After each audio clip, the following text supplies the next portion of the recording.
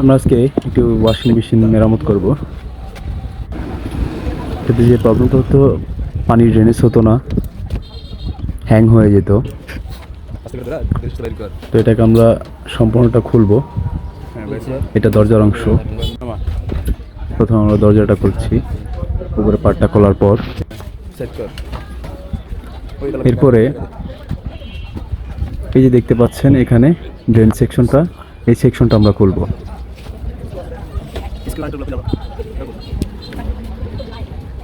সম্পূর্ণটা খুলে আলাদা করব, করে দেখব, ড্রেন মোটরগুলো চেক করবো, এটা ভিতরগুলো চেক করব।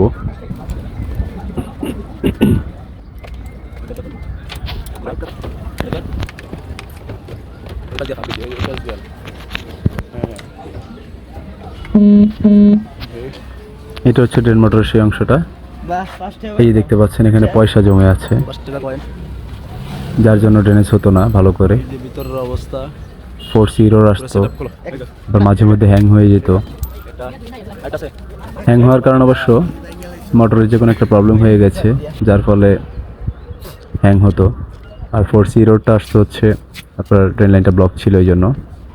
তো দেখতে পাচ্ছেন কতগুলো পয়সা বের করা হয়েছে। আমরা মোটরগুলো সব খুলে আলাদা করব, দুটা মোটরই আলাদা করে চেক করব। পরিষ্কার করতে হবে এটা। একটা খুলে রাখা হয়েছে, আর একটা খুললাম। এই হচ্ছে দুটা মোটর, এই দুটাকে আমরা এখন চেক দিব সিরিজ লাইন দিয়ে। ওকে, নেক্সট মোটর সেকশনটা ভালো আছে, এটা চেক দিব। এটা চেঞ্জ করতে হবে। এটাও মোটর ভালো আছে, কয়েল সেকশনটা ভালো আছে।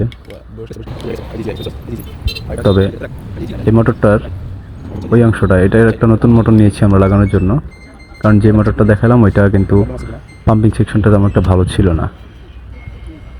তো পুনরায় আমরা সম্পূর্ণ সেট করে মেশিনটা চালিয়ে চেক দিব। সম্পূর্ণ মেশিনটার প্রত্যেকটা অংশ চেক দিব। এই যে একটা একটা করে অংশ চেক দিচ্ছি। চল না, নেক্সট এখন এখন মোটর চালু হইছে। মোটর চলছে। দেন মোটর একদম হাত দিয়ে বসা। চলছে। প্রতিটা সেকশন আলাদা আলাদা করে চেক দিচ্ছি এক এক করে। আলহামদুলিল্লাহ, এবারে কোনো এরর কোড ওঠেনি, মোটরটা সব চলেছে।